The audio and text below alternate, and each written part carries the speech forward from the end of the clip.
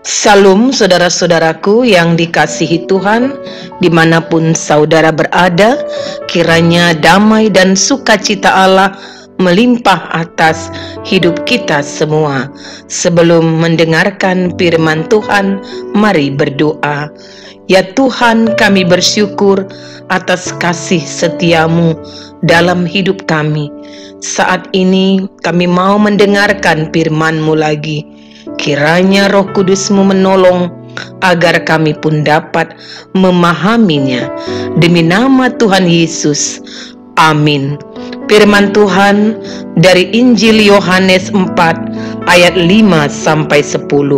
Maka sampailah ia ke sebuah kota di Samaria yang bernama Sikar, dekat tanah yang diberikan Yakub dahulu kepada anaknya Yusuf. Di situ terdapat sumur Yakub. Yesus sangat letih oleh perjalanan, karena itu ia duduk di pinggir sumur itu. Hari kira-kira pukul 12. Maka datanglah seorang perempuan Samaria hendak menimba air. Kata Yesus kepadanya, "Berilah aku minum." Sebab murid-muridnya telah pergi ke kota membeli makanan. Maka kata perempuan Samaria itu kepadanya, "Masakan engkau, seorang Yahudi, minta minum kepadaku, seorang Samaria?" Sebab orang Yahudi tidak bergaul dengan orang Samaria.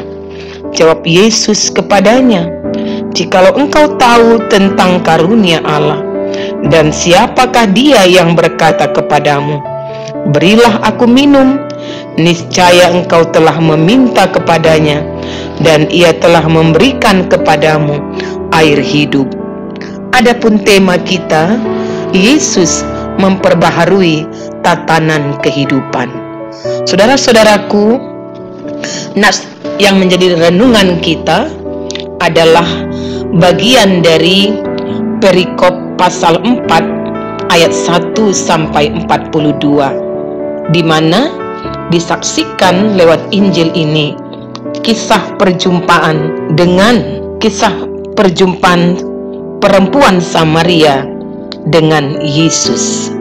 Saudara-saudaraku, teks Yohanes 4 ayat 1-5, ayat-ayat sebelum nas perenungan kita, menjelaskan bahwa Yesus sedang menghindari perdebatan masalah baptisan yang dibahas oleh orang Farisi. Karena itu Yesus meninggalkan Yudea menuju Galilea, tetapi harus melewati daerah Samaria. Saudara-saudaraku, siapakah bangsa Samaria? Semuanya berawal dari perpecahan yang dialami oleh kerajaan Israel setelah Salomo mangkat. Inilah yang dicatat pada 1 Raja-Raja 12.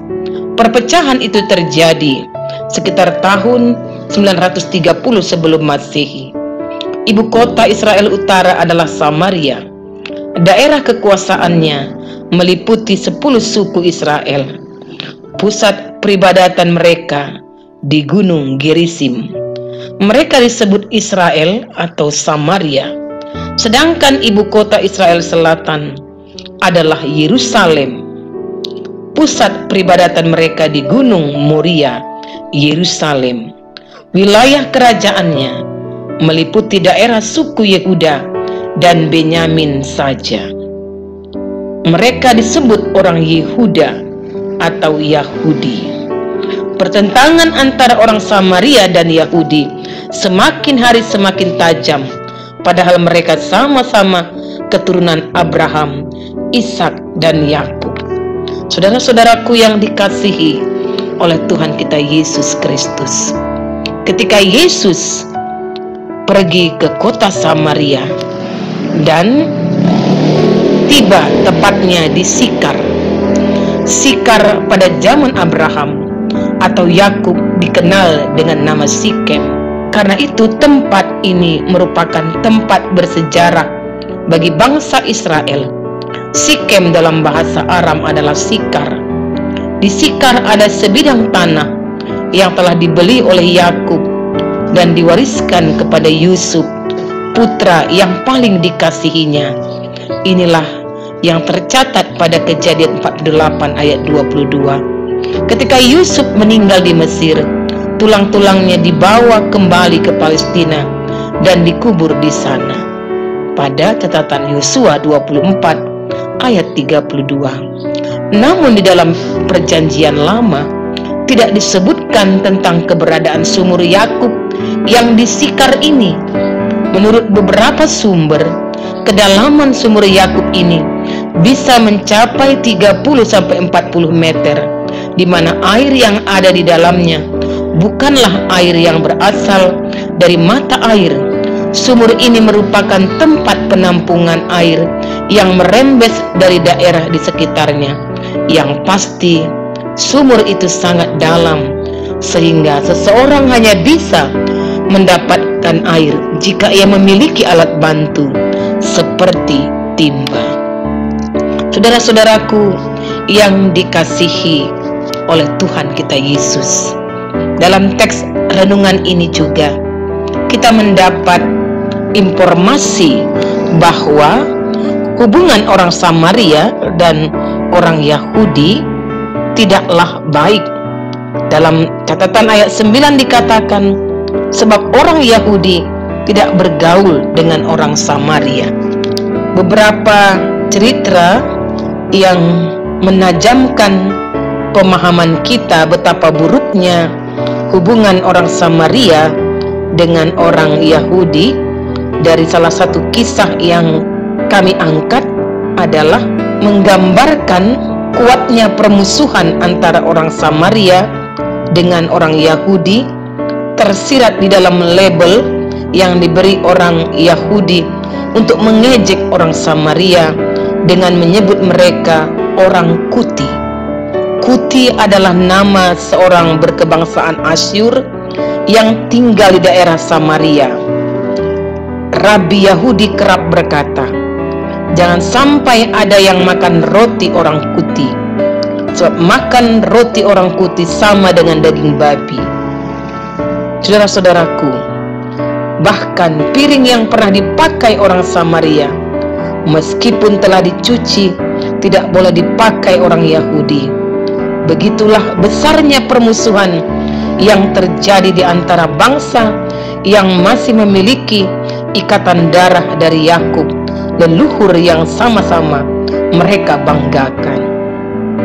Saudara-saudaraku yang dikasihi Tuhan Yesus, kalau kita mencermati teks renungan kita, perempuan Samaria yang bertemu Yesus di sumur Yakub ini juga sudah terdoktrin untuk memusuhi orang Yahudi.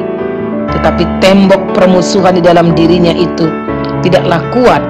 Hal ini menunjukkan ia hanya sekedar ikut-ikutan saja. Itu nyata di dalam sindiran halus yang dilontarkannya. Maka kata perempuan Samaria itu kepadanya di ayat 9, masakan engkau seorang Yahudi minta minum kepadaku seorang Samaria?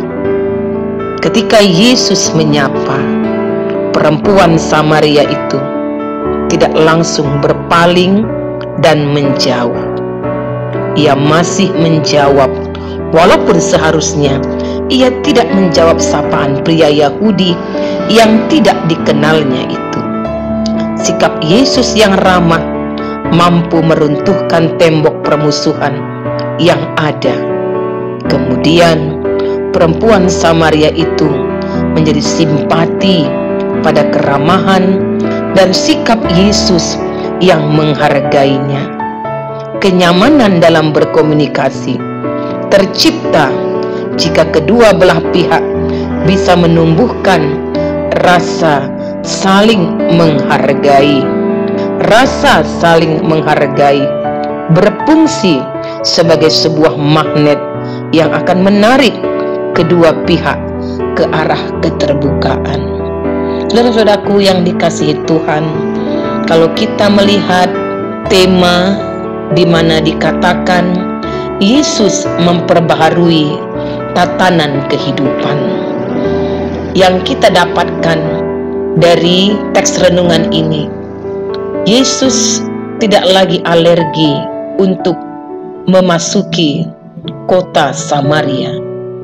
Bahkan dia berjumpa dengan perempuan Samaria yang dimana dari perempuan itu dia membuka percakapan dengan meminta air minum kepadanya.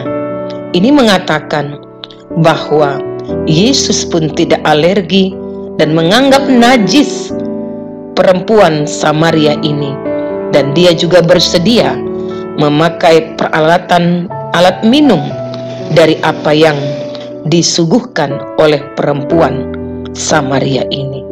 Saudara-saudaraku, ketika kita juga terkadang sering menganggap diri, suku, bangsa kita yang lebih tinggi dari bangsa yang lain atau suku yang lain, dari orang lain siapapun itu, dan kita merasa itu adalah kebenaran.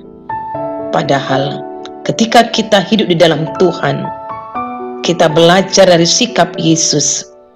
Dia tidak pernah memandang orang lebih rendah, sekalipun sudah ada cap selama ini yang melabelkan bangsa lain atau bangsa Samaria lebih rendah dari orang Yahudi. Kita juga jangan sampai jatuh ke dalam pemahaman merasa diri yang lebih super, dan kadang kebencian yang sudah terbangun dari lama itu akan kita permanenkan, bahwa kita juga merasa benar ketika membenci seseorang atau membenci orang lain dengan apapun alasannya.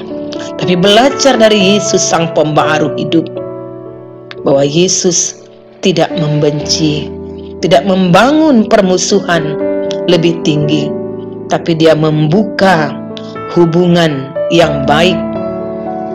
Inilah yang perlu kita teladani dari Yesus.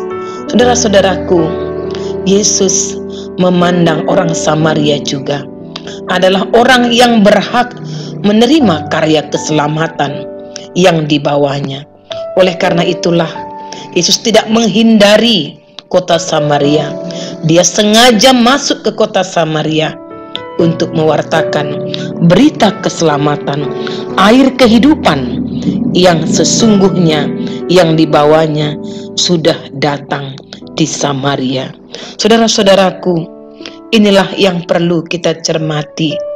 Kalau Yesus Sang Pembaharu hidup itu telah mengajar kita untuk dapat melihat setiap orang sama perlu dihargai, seperti dia menghargai perempuan Samaria itu. Juga kita harus bersikap ketika kita hidup di dalam Tuhan, kita mengerti apa yang sebenarnya Tuhan mau, yang perlu kita lakukan dalam tatanan kehidupan ini. Salah satunya adalah memandang orang lain bahwa dia juga sama dicintai oleh Tuhan, dan seharusnya kita menghargai setiap pribadi siapapun dia.